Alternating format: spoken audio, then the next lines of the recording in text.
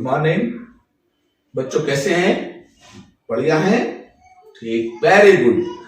आज मैं ट्रांसफार्मर के आंकिक प्रश्न को लेकर के आया हूं और एक ऐसे आंकिक प्रश्न को कराएंगे जिस आंकिक प्रश्न को करने के बाद ट्रांसफार्मर पर आधारित किसी तरीके का आंकिक प्रश्न आए, कितनी सी बात भी आपसे पूछी जाए, आप तुरंत उस बात को हल कर देंगे। अब आगे की तरफ बढ़ते हैं और जैसे मैंने बोर्ड पर एक सवाल को लिख दिया है और इस सवाल में मैंने एक उच्चाई ट्रांसफार्मर को लिया है। आपको वो अपचाई ट्रांसफार्मर भी दे सकता है और आदर्श ट्रांसफार्मर भी कह सकता है। तो इस सवाल में हमने कम से कम 4 बातों को पूछने की कोशिश की है। इनसे कमती बढ़ती भी बात पूछ सकता है, किसी एक बात को भी पूछ सकता है। तो हमने क्या किया, एक उच्चाई ट्रांसफार्मर की प्राथमिक और द्वितीय कुंडली में फेरों की संख्या, एक उच्चाई ट्रांसफार्मर की प्राथमिक और द्वितीय कुंडली में फेरों की संख्याओं का अनुपात 1:200 है। सबसे पहले तो हम जब हल करेंगे तो टाइप्स ऑफ ट्रांसफार्मर ट्रांसफार्मर के प्रकार को लिखेंगे। तो उसने हमसे कहा ट्रांसफार्मर उच्चाई है। अब ऊंचाई में हमें यह पता है कि N1 is less than N2 होता है। तो वो जो हमें फेरों की संख्याओं का अनुपात दिया है 1:2, तो उसमें उसने हमको N1 जो है वो 1 दिया हुआ है और N2 जो है वो 200 दिया हुआ है। यानी कि पहली कुंडली में जो फेरों की संख्या है वो 1 है और दूसरी कुंडली में फेरों की संख्या 200 है। इसी अनुपात में अगर पहली में 2 हो जाएंगे तो दूसरी में 400, पहली में 3 हो जाएंगे तो दूसरी में 600 हो जाएंगे। खैर, ये तो फेरों की संख्याओं का रेशियो आ गया है। उसके बाद कहते हैं अब यदि निवेशी वोल्टता, निवेशी जिसपे हम खर्च करेंगे और इसको हम खर्च करते हैं उसे इनपुट यानी कि प्राथमिक कुंडली की बात कहते हैं। तो निवेशी वोल्टता 50 वोल्ट दी हुई है। तो अब निवेशी वोल्टता 50 है तो ये V1 50 वोल्ट दी हुई है आपको। तो आपसे कहते हैं कि निर्गत वोल्टता लेकिन दूसरी कुंडली पे प्राप्त होने वाली वोल्टता ज्ञात कीजिए।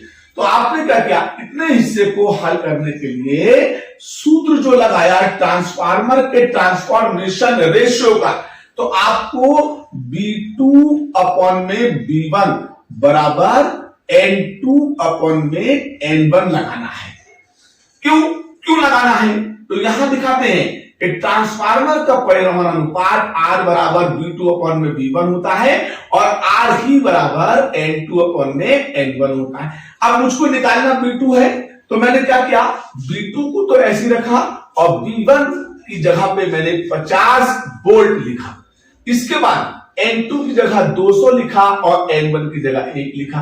तो ये B2 जो है वो 200 की गुणा में 50 वोल्ट पहुंचेगा।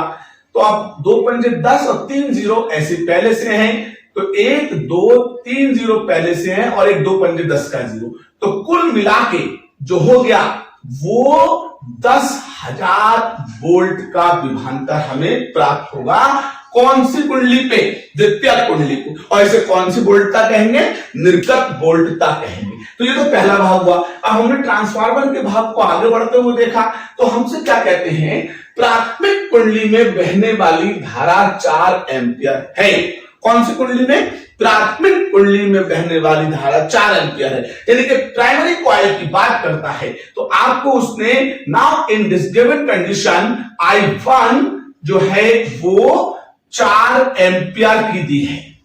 कितने की? 4 एम्पियर की दी है। तो हमसे कहता है कि प्राथमिक कुंडली में बहने वाली धारा 4 एम्पियर है, तो प्राथमिक कुंडली की शक्ति यानी कि प्राथमिक कुंडली की शक्ति पावर हमसे पूछी है P1। तो अब हमें I1 पता है, V1 पता है, तो हमने शक्ति का सूत्र हाई स्कूल बेस का लगाया, P बराबर V इंटू I।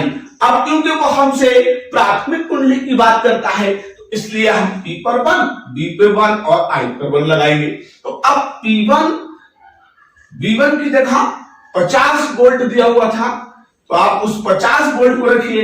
I1 आपको 4 एम्पियर दिया हुआ है, तो आप 4 रखिए, 50 की 4 से मल्टीप्लाई करके आपकी 200 वॉट जो आएगी वो उसकी शक्ति आएगी। तो ये अब हमें इसके दूसरे पड़ाव को पार कर लिया है।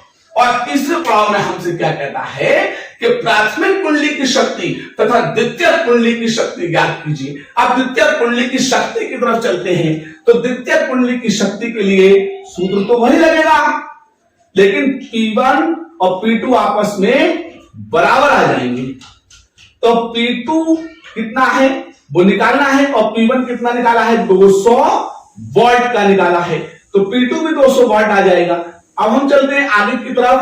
कहते हैं कि द्वितीय कुंडली में बहने वाली धारा क्या है, यानी कि जो धारा प्राप्त हो रही है सेकेंडरी कॉइल पर, वो धारा कितनी है, वो हम तो उस करंट की बात कर रहे हैं। तो अब आपने जिस तरीके से अभी प्राथमिक कुंडली के लिए सूत्र लगाया था P बराबर V इंटू आई, उसी तरह से आप सेकेंडरी कुंडली के लिए लगाइए, तो P2, V2 और I2। Now you find P2 is equal to 200 watt and V2 ठीक है 10,000 वोल्ट है।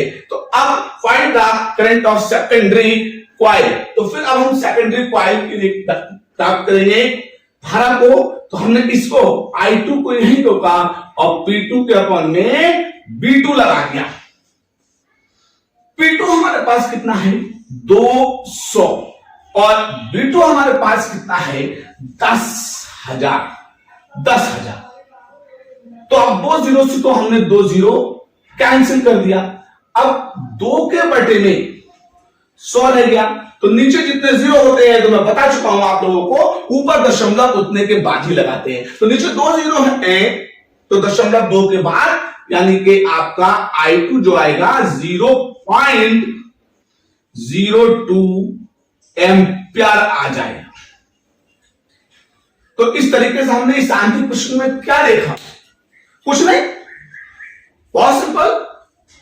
एक ट्रांसफार्मर दिया हुआ था, उस ट्रांसफार्मर के फेरों की संख्याओं का अनुपात दिया था और उसकी किसी एक कुंडली की वोल्टता दी थी, दूसरी कुंडली की वोल्टता हमसे उसने पूछी थी।